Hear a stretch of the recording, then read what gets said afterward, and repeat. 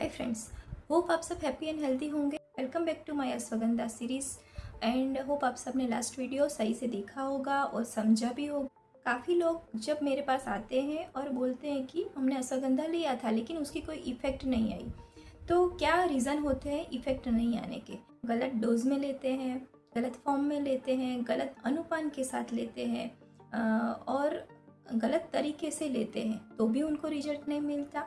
तो आज मैं आपको बताऊंगी कि अश्वगंधा कौन से फॉर्म में, कौन से डोज में, किस तरह से, कौन से टाइम पे और कौन से अनुपान के साथ लेना चाहिए और किसे नहीं लेना चाहिए। के साथ मैं बताऊंगी कि अगर आप 90 डेज के लिए अश्वगंधा लेते हो तो आपको क्या इफेक्ट दे। तो रियली ये वीडियो आपके लिए एक रेफरेंस जैसा होने वाला है, तो प्लीज़ एंड तक मेरे साथ बने रहिए।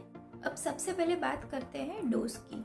अश्वगंधा के लिए जो भी रिसर्च हुए उसमें दो डोज लिए गए, एक 250 mg एंड एक 600 mg, और दोनों में जो रिजल्ट देखा गया वो दोनों में कोर्टिसोल लेवल कम हुए, स्लीप की जो क्वालिटी थी वो इम्प्रूव हुई, क्वांटिटी इम्प्रूव हुई।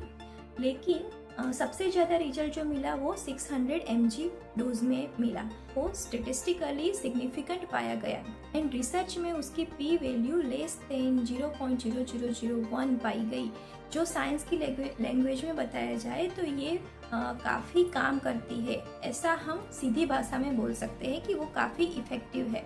यहाँ पे फाइनली क्या डोज हम ले सकते हैं, तो मेरी एडवाइस ये है कि पहले 250 mg डोज से शुरू करो, उसके बाद 2 वीक तक बॉडी को उससे एडजस्ट होने दो। उसके बाद आप 600 mg डोज पे जा सकते हो, और 600 mg डोज को भी अगर आप स्प्लिट करके लेते हो, मतलब कि 300 mg मॉर्निंग में, 300 mg नाइट में, तो ये सबसे सही है और ये ज़्यादा इफ़ेक्टिव भी है। तो अब हम बात करेंगे कि हमें अश्वगंधा कौन से टाइम पे लेना सही होता है। तो जितने भी रिसर्च हुए उसमें 2 टाइप के पेशेंट लिए गए थे कि एक जो जिसे स्ट्रेस ज़्यादा होता था, एंग्जाइटी ज़्यादा होती थी, तो जनरली देखा जाए तो मॉर्निंग में हमारा कोर्टिसोल लेवल हाई होता है जो हमें अलर्टनेस देता है। लेकिन जिन लोगों को नॉर्मल से भी ज़्यादा कोर्टिसोल लेवल होता है उन लोगों में मॉर्निंग में अश्वगंधा लेने से काफ़ी हद तक आराम मिला है। और दूसरे पेशेंट होते हैं कि जिसमें स्लीप डेप्रिवेशन होता है, मतलब नींद बार बार टूट जाती है और ओवर थिंकिंग हो जाता है, स्लीप की क्वालिटी एंड क्वांटिटी दोनों डिक्रीज होती है, तो उसमें उन लोगों को अश्वगंधा शाम को लेना चाहिए। लेकिन एक प्रैक्टिकल बात बताओ जो मैंने देखी है पेशेंट में कि वाइसे वर्सा होता है कि जिन लोगों की स्लीप डेप्रिवेशन होती है उन लोगों को पूरी रात नींद ना आने से दूसरे दिन वो स्ट्रेस में चले जाते हैं, एंग्जाइटी में चले जाते हैं, मूड ऑफ रहता है। और जिन लोगों को ज़्यादा स्ट्रेस होता है और एनी अदर रीज़न से, तो उन लोगों को नींद ठीक से नहीं आती। तो मेरी एडवाइस ये है कि आप 600 mg डोज पे जाते हो तो 300 mg मॉर्निंग में एंड 300 mg रात में ले सकते हो, और इस टाइमिंग पे लेना अश्वगंधा सबसे सही रहता है। अब जो नेक्स्ट तीसरी बात आती है कि किसके साथ लेना चाहिए, मतलब किसके साथ, मतलब पानी के साथ या किसके साथ। आयुर्वेद में कॉन्सेप्ट है अनुपान। आयुर्वेद में हर मेडिसिन पानी के साथ हम नहीं देते, किसी को दूध के साथ, किसी को शहद के साथ, किसी को छाछ के साथ, इस तरह से देते हैं, किसी को ल्यूकवार्म वाटर के साथ। तो उसके पीछे का लॉजिक ये है, लॉजिक नहीं है, साइंस है। उसके पीछे का साइंस ये है कि मेडिसिन की बायो अवेलेबिलिटी ये बढ़ाता है, मतलब ये व्हीकल जैसा काम करता है कि जहाँ तक हमें मेडिसिन पहुँचानी है, मेडिसिन की प्रॉपर्टी पहुँचानी है, उसमें ये हेल्प करता है। तो अश्वगंधा देखा जाए तो उसका लैटिन नाम है वाइथेनिया सोमनीफेरा, मतलब कि उसमें वाइथेनोलिड्स होते हैं जो कि एक फैट सॉल्युबल मॉलिक्यूल है। तो हम मोस्टली अश्वगंधा को दूध के साथ देते हैं। दूध के साथ देने से उसमें जो फैट सॉल्युबल मॉलिक्यूल है वो इजीली एब्जॉर्ब हो सकता है। अगर आप बहुत ही दुबले पतले हो और ज़्यादा स्ट्रेस में हो, तो आपका BMI काफ़ी लो है, तो आप घी के साथ भी इसे ले सकते हो। अश्वगंधा कौन से फॉर्म में लेना चाहिए?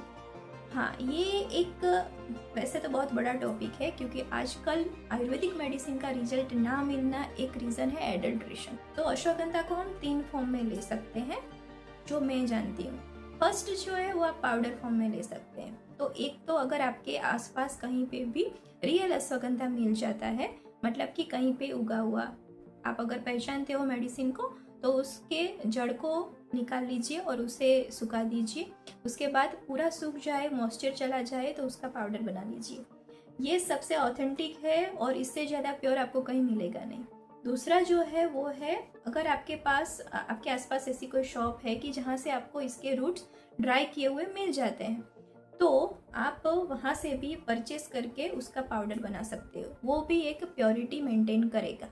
लेकिन बाजार में जो भी पाउडर आ रहे हैं उसमें आपको जीएमपी सर्टिफाइड देखना बहुत ही ज़रूरी है, क्योंकि 2 टाइप की आयुर्वेदिक मेडिसिन आती है, एक जीएमपी सर्टिफाइड एंड एक का फसाई का मार्क्स आते हैं FASSI। दूसरा जो है वो है KSM 66 एक्सट्रैक्ट। ये एक एक्सट्रैक्ट फॉर्म में आता है और जितनी भी स्टडीज़ जो फॉरेन्स में होती है वो एक्सट्रैक्ट पे होती है। तो ये जो एक्सट्रैक्ट है वो उसकी पोटेंशियलिटी ज़्यादा है। पाइथेनोलिड्स 5% पाया जाता है, जो कि सबसे सही है। तो ये भी एक पावरफुल है, तो इसे भी आप ले सकते हो।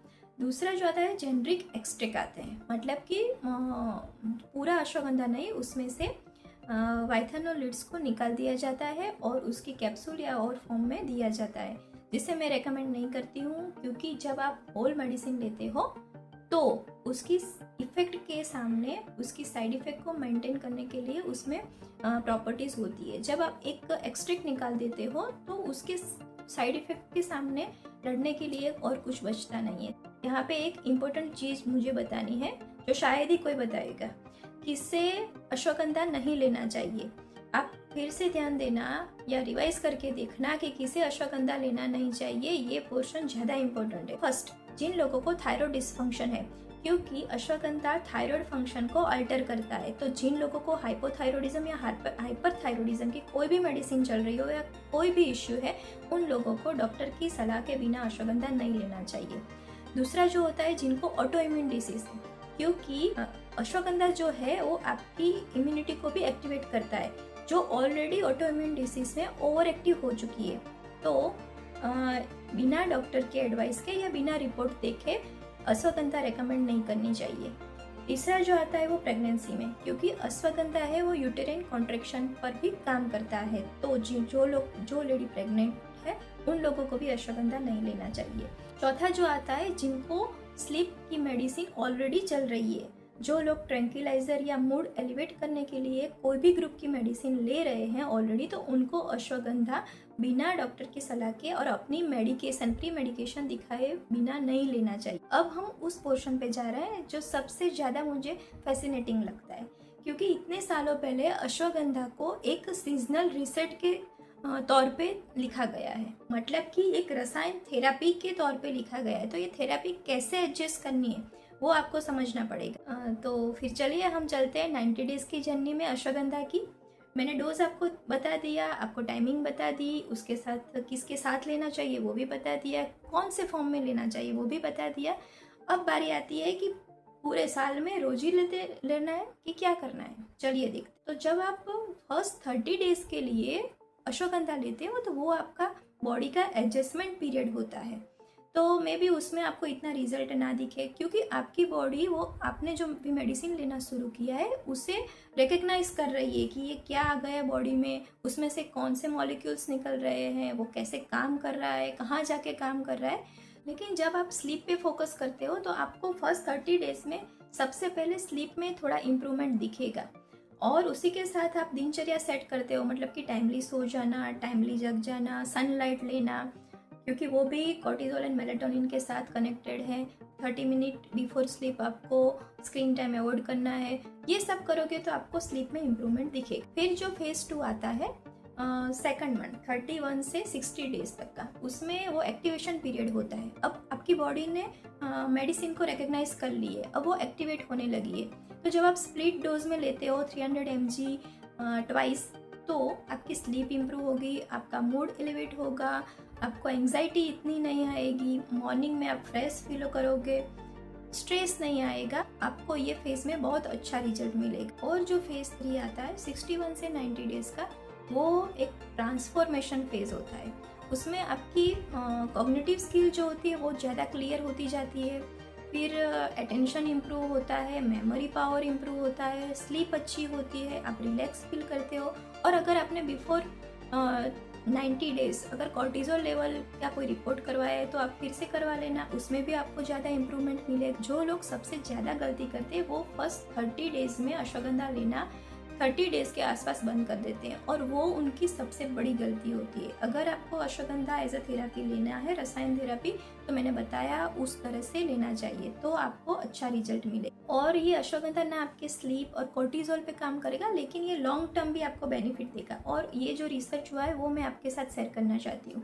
पबमेड जर्नल में काफ़ी सारे रिसर्च पेपर अल्जाइमर डिसीज़ के ऊपर, डिमेंशिया के ऊपर भी हुए हैं, तो उसमें भी अश्वगंधा बहुत ही अच्छा रिजल्ट देखता है कि इसमें जिनको डिमेंशिया हो चुका है उस पर ये रिसर्च हुआ है। लेकिन सोचो, अगर अभी से आप अश्वगंधा या रसायन थेरेपी ले रहे हो तो अल्जाइमर डिसीज एंड डिमेंशिया होने के चांसेस बहुत ना के बराबर हो जाते हैं, क्योंकि अश्वगंधा न्यूरोप्रोटेक्टिव इफेक्ट देता है। जो मैं रसायन थेरेपी की बात करी हूँ उसे कैसे सेट करना है, आपने 90 डेज के लिए अश्वगंधा लिया, 2 to 3 वीक आप गैप रखिए, उसके बाद फिर से आप वही साइकिल शुरू कीजिए, क्योंकि एक रसायन थेरेपी है, सप्लीमेंट नहीं है। इसे रसायन थेरेपी की तरह लेना है, एडेप्टिव इफेक्ट ना आए और आप उस पर डिपेंड ना हो जाओ। उसके लिए आपको 2 to 3 वीक का गैप रखना है, उसके बाद आप फिर से ये थेरेपी ले सकते हो। और इसी तरह से आपको ये थेरेपी लेना है।